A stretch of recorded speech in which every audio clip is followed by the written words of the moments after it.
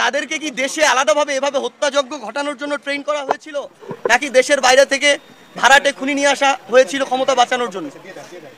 আমাদের এই প্রশ্নগুলো আমাদের ইশরাতের পক্ষ থেকে, আমাদের আব্দুল্লাহর পক্ষ থেকে, সামিউলের পক্ষ থেকে, বীর শহীদদের সন্তানদের পক্ষ থেকে আমরা যখন এখনো বিভাগগুলোতে যাই, বিভিন্ন বিভাগে, আমরা এর আগে ঢাকায় গিয়েছি, সিলেটে গিয়েছি, রংপুরে গিয়েছি, আজকে বরিশালে এসেছি, আমরা আসলে সকল শহীদ পরিবারের সাথে কথা বলতে পারি না।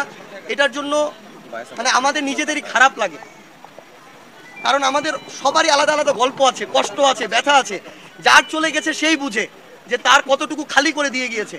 আমরা অনেক কিছু করতে পারি, অনেক অর্থ সহযোগিতা দিতে পারি, চাকরির ব্যবস্থা করতে পারি, কর্মসংস্থানের ব্যবস্থা করতে পারি, সম্মানী ভাতা দিতে পারি। ওই মানুষটাকে ফিরে দেওয়া সম্ভব? কোনোদিনও সম্ভব না। এই ক্ষত কোনোদিনও পূরণ করা সম্ভব না।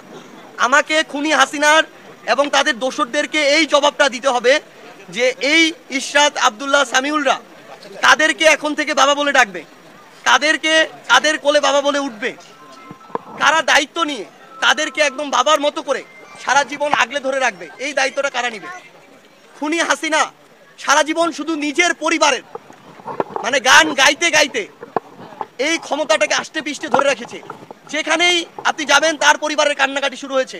তার পরিবারে 18 জন মানুষ, আর এই 2000 জন মানুষ না? এদেরকে খুন করার সময় তার বুকটা একটুকু কাঁপে নাই? আজকে এই আমার যে ভাই শহীদ হয়েছেন, যে বোন শহীদ হয়েছেন, সেই শহীদ পরিবারের বাবা মা ভাই বোনকে আমরা কিভাবে সান্ত্বনা দিব?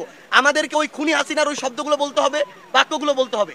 তিনি সারা জীবন এই ক্ষমতাকে ওই আজকে থেকে 53 বছর 50 বছর আগের 1975-এর গল্প বলে এই ক্ষমতাটাকে তিনি তার জায়গায় সবসময় সুদৃঢ় করার চেষ্টা করেছেন।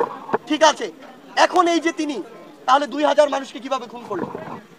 মানে তার যদি ওই মানুষগুলোর প্রতি ওই মায়া দরদ থাকে, তিনি যদি ওই দরদ বুঝেন, যে গল্প আমাদেরকে 16 বছর দিয়ে এসেছেন, এই খুনগুলো কিভাবে করতে পারে?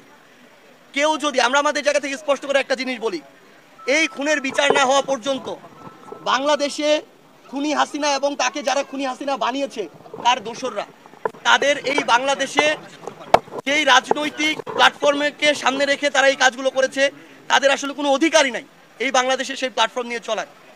আপনাদের আমি অনুরোধ করব, আমি তো শুধু একটা পরিবারের কথা বলছি, এখানে তো আমার 100-র উপরে পরিবার আছে, আমি তো সবার কথাগুলো এখানে বলতে পারছি না, কিন্তু সবার আলাদা কষ্ট আছে, আলাদা ব্যথা আছে, এগুলো বলার মতো না, সবাই বলতেও পারে না, সবাই প্রকাশ করতে পারে না। আমার অনেক বোন আছে যাদের বিয়ে হওয়ার মাত্র কয়েকদিন হয়েছে, তাদের সারা জীবন কিভাবে কাটবে?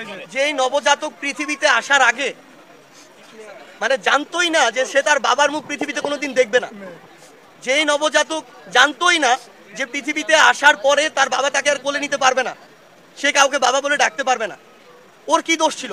এই জবাব খুনি হাসিনাকে দিতে হবে। মানে আমরা তো আমাদের জায়গা থেকে অল্প সময় সব ভুলে যাই।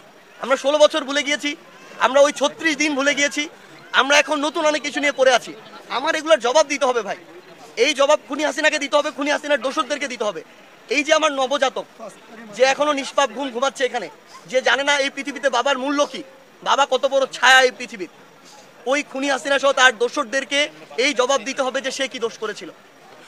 এই বিষয়গুলোর সমাধান না হওয়া পর্যন্ত, একটা যৌক্তিক বিচার না হওয়া পর্যন্ত এই বাংলাদেশে তাদের পুনর্বাসনের কথা যারা বলে, আমরা মনে করি খুনি হাসিনা একটা ক্ষমতা পিপাসু লোভী ছিল, তারা আরেক ধরনের ক্ষমতা পিপাসু লোভী।